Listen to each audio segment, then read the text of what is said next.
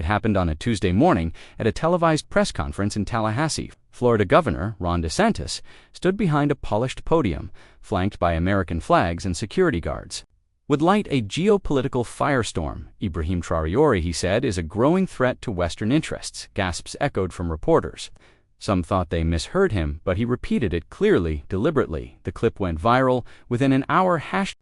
Like Traoré is the West, and Dantis' speech exploded across Twitter. News channels ran breaking alerts in Ouagadougou, Burkina Faso.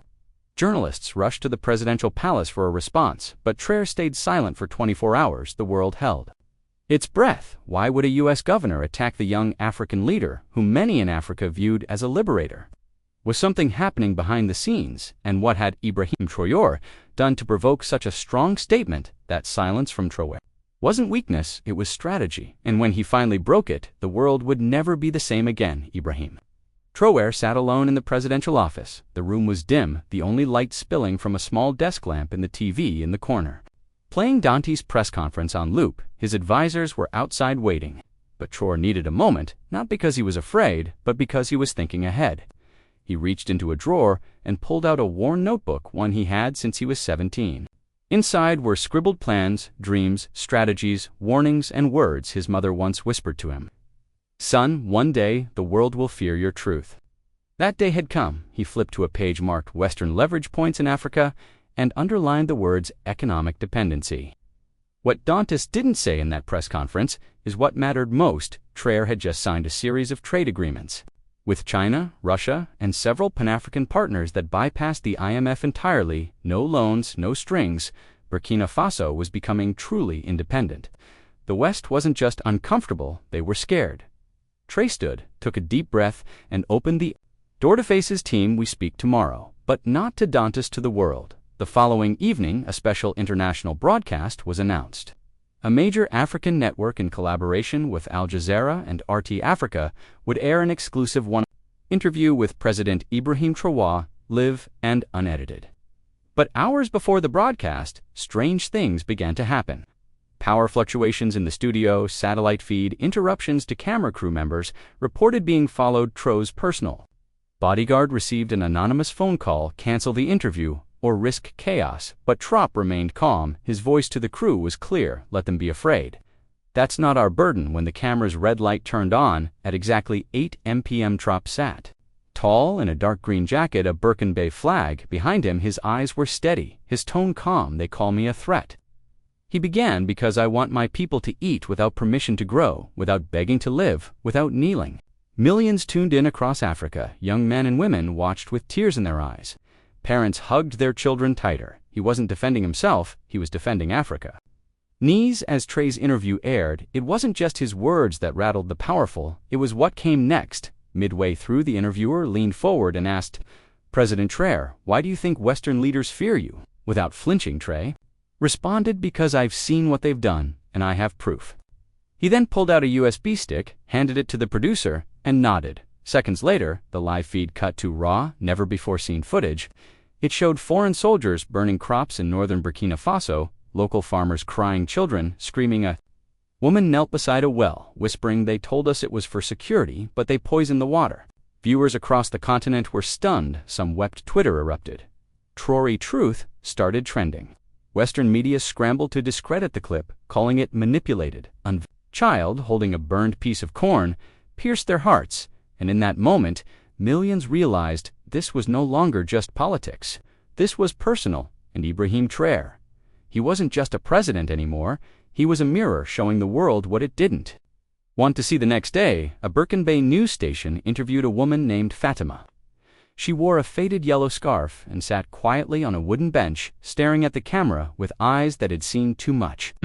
Her voice trembled. "My son Karim was 12. He wanted to be a teacher. He was shot when foreign soldiers raided our village looking for rebels, but there were no rebels, just children playing football." As her tears fell, the interviewer tried to remain composed, but even he choked up. Fatima held up her son's blood-stained school notebook. "This is the only thing I have left, you tell me. Is that a threat to Western interests?" The clip aired across West Africa. People cried in buses and market stalls, in schools. One comment on YouTube read, "I haven't cried like this since my father died. Traoré is fighting for mothers like her. May God protect him." Traoré didn't ask for this war, but now it was on his doorstep, in the hearts of grieving parents, in the voices of the forgotten, and as he watched. Fatima's interview, a tear escaped his own eye. "This is why I can't back down," he whispered at 2:14 a.m. Traoré's encrypted phone rang. The number flashed as unknown France, he answered. A voice, smooth cold, with a European accent came through the line. "Mr. Traoré, we understand emotions are high, but you've gone too far."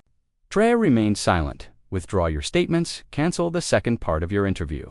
If not, there will be consequences, sanctions, blockades, or worse." He breathed slowly and responded with only 5 words, "I do not fear threats." Then he ended the call. Outside, in the dark streets of Ouagadougou, government buildings were being guarded by volunteers, teenagers, mothers, retired teachers, holding signs that read, "We stand with Traoré." In that silence, Traoré realized something had shifted. This wasn't just about Burkina Faso anymore. It would be Africa that decided how the fire burned. The world was watching, and Traoré was just getting started. 2 days after Traoré's live interview, an unexpected video surfaced online. It wasn't from Africa, it was from Texas, a young American. Soldier Private Eric Dawson sat in his bedroom, his face pale and eyes wet with guilt. "I was stationed in Burkina Faso in 2022, we weren't told the full story. We thought we were fighting terrorists, but some of those targets were just angry villagers. Protecting their land." He paused, pulling out a photo. "This boy, his name was Issa, he gave me mangoes when we passed through his village. The next day I heard he was gone. A drone strike accidentally hit the well near his house," Eric broke down on camera. The video was raw, human. He ended with this: "Governor DeSantis called Traoré a threat, but maybe the real threat is the truth he's exposing." Within hours, his account was suspended, but the damage was done. The video was re-uploaded thousands of times. "Viewers across continents," cried one user, commented, "I watched this with my grandmother. We both wept. May Traoré stay protected." The walls of lies were cracking, and inside that crack, the light of truth was starting to shine. In the middle of the media storm, Ibrahim Traoré did something unexpected. On the outskirts of Ouagadougou, no cameras, no press, the building was old but full of life. Children ran barefoot on the dusty ground. A few boys sat under a neem tree reading tattered books. When they saw a Traoré, they froze. One of the younger girls, Aminata, whispered, "Is that the man on TV?" Traoré knelt beside her, smiled, and said gently, "I'm here because I want you to have a future, a real one."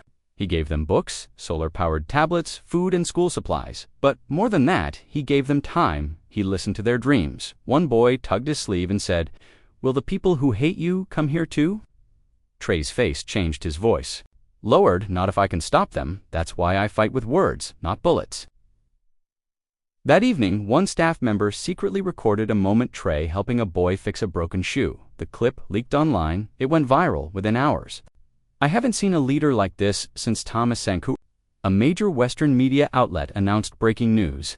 Sources confirm international discussions are underway to sanction President Ibrahim Traoré. Some EU officials even proposed charging him with crimes against democracy. The headline spread like wildfire. On the surface, it sounded serious, but buried deep in the article, one sentence revealed everything the charges are centered around. Traoré's refusal to comply with IMF debt restructuring and his recent alignment with non-NATO trade partners. No mention of violence, no corruption, his crime, wanting freedom from foreign control. Social media erupted. Protests flared in Mali, Niger, Guinea. Senegal teenagers spray-painted walls with the words, "If Traoré is guilty, then so are we." Meanwhile, in New York, a former UN diplomat, Nana Kayat, went live on Instagram. "This is not justice, this is fear," in a suit and tie. Traoré isn't on trial. Africa is her broadcast reached. Threat wasn't Traoré anymore. It was the movement he represented, a movement that was growing and could no longer be silenced. White, they weren't celebrating, they were mourning. Marama, a mother of 5, had just received the news. Her husband, one of the volunteer fighters protecting their village from terror. Groups had vanished during a drone strike 3 days earlier. No, the body was found, only fragments of fabric and blood. The villagers knew who sent the drone, not Traoré, but one of his Western allies. They had acted without his approval, without warning. That night, Traoré made a silent visit to Marama's home.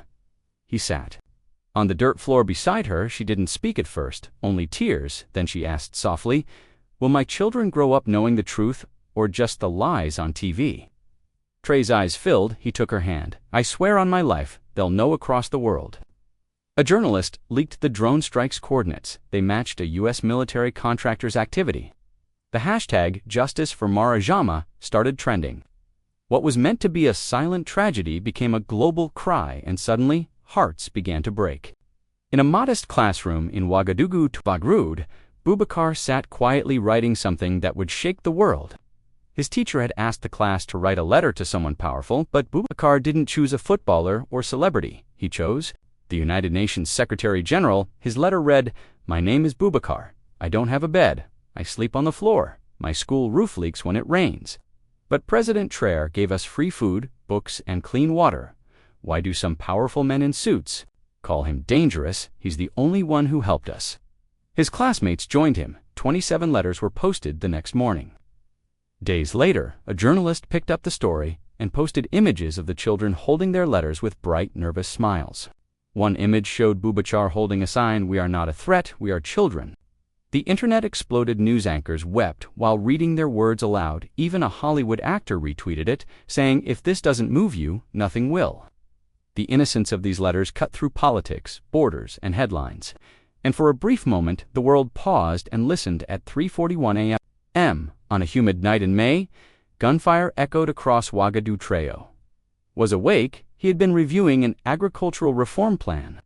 Suddenly, his security chief burst in. "Sir, it's happening. A group from inside the old regime, they've moved a small faction."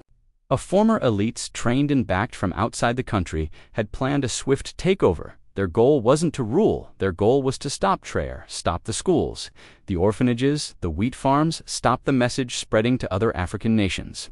But the people had already chosen farmers, blocked roads with tractors. Mothers stood in front of military convoys, holding pots and wooden spoons, banging them like war drums. Even children marched, chanting, "Leave our future alone." Within hours, the coup collapsed, not because of firepower, but because of human shields made of love, courage, and rage. Traoré emerged later that morning, calm, tearful. He spoke only once. "They tried to erase us in the night, but we are the morning." The world watched stunned, and in living rooms from Haiti to Harlem, Paris, to Toria, people wept, because this wasn't just politics anymore. This was something sacred. 3 days after the failed coup attempt, an anonymous file appeared in the inbox of a Ghanaian journalist. It was a voice recording, crackly, but clear enough. A deep American voice spoke. "Look, if Traoré keeps pushing this anti-West rhetoric, we pull funding, create pressure, internal collapse." Quietly, the journalist's hands trembled.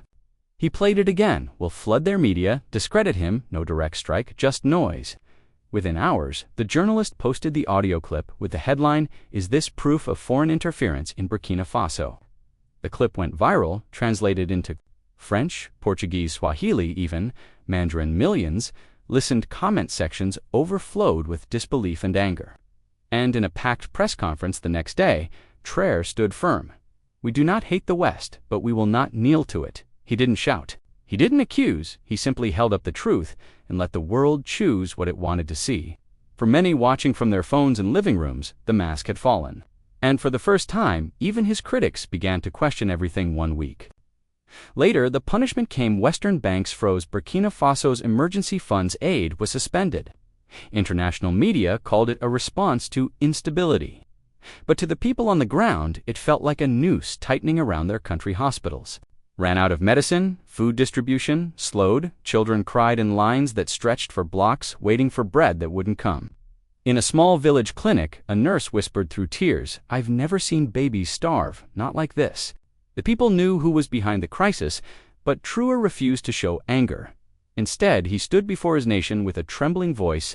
"They thought we would beg, that we would turn on each other, but we will share what we have. We will suffer, yes, but we will survive together." And something miraculous happened. People started giving. Farmers donated extra grain, teachers taught without pay, mechanics fixed vehicles for free. No one complained, not one riot. The world watched in shock. Instead of collapsing, Burkina Faso united like never before. It wasn't politics anymore, it was family. And for those watching from afar, it hurt to see people suffer simply for wanting dignity.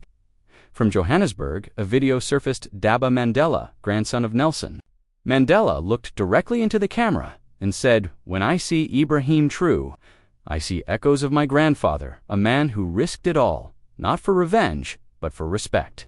The clip shook the internet. He continued, "How can we call ourselves free if we punish Africans for standing on their own feet?"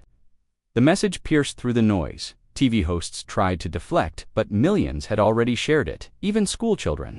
In South Africa started a campaign stand with Burkina. They drew Traoré's face on T-shirts, chanted his name at assemblies.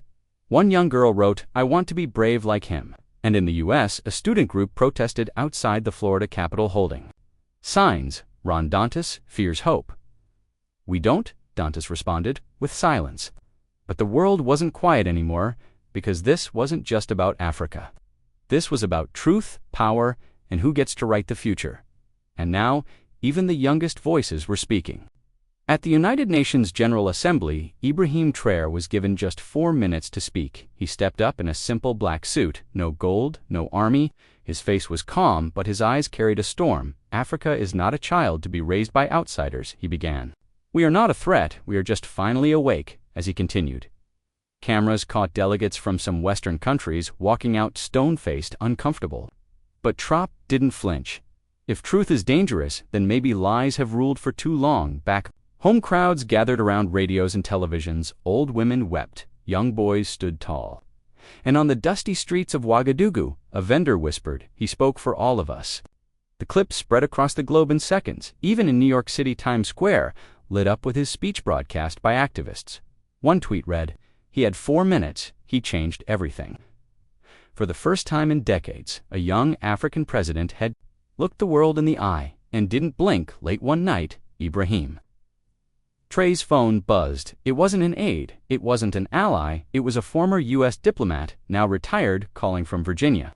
His voice was low, heavy. "They're going to offer you deals. Money, security, a long-term position, but they don't want your voice, just your silence." Traoré listened quietly. "You've awakened to many people," the voice continued. "They'll try again, but not with guns, with comfort." Traoré hung up, eyes distant outside. Children were playing soccer with a deflated ball, laughing free. He turned to his military advisor. "We're not doing this to win their approval. We're doing this so they never steal our children's future again." Then he made a decision that shocked everyone. He refused all foreign aid packages, choosing instead to launch a Pan-African Development Fund, led by African scientists, economists, and farmers. Donations came pouring in from across the continent. Ghana, Mali, South Africa, Kenya, people sent what little they had. Why? Because it wasn't about money anymore. It was about dignity, and Ibrahim Traoré had given it back to them. In a school in rural Burkina Faso, a teacher read aloud a letter written by a 9-year-old girl. "President Traoré made me feel like I matter. Even if I don't have shoes, even if I don't speak English, I matter." The room fell silent. Some of the children cried, some of the teachers did too. Across the world, documentaries started airing. Poets wrote about him, young African leaders quoted him. Even people who had once doubted him whispered, "This is what leadership looks like." And then it happened. The Nobel Peace Prize Committee announced they were nominating Ibrahim Traoré for defending the soul of a continent with humility and honor. At that moment, Burkina Faso stood still. Children in bare feet jumped and screamed. Old women fell to their knees and prayed. Traoré himself was silent, looking out the window as the sun rose over. "Ouagadougou," he whispered, "let it be for them, not me." He had made history not by war, but by choosing peace when the world expected surrender. If this story touched your heart, if your eyes filled with tears, if you believe in a world where truth speaks louder than power, please don't scroll away. Hit that like button, subscribe to this channel, because stories like this must be told. And most importantly, tell me in the comments, what did this story mean to you? Drop A for Ibrahim Traoré. Share this with someone who still believes in hope together. Let's change the narrative. Thank you.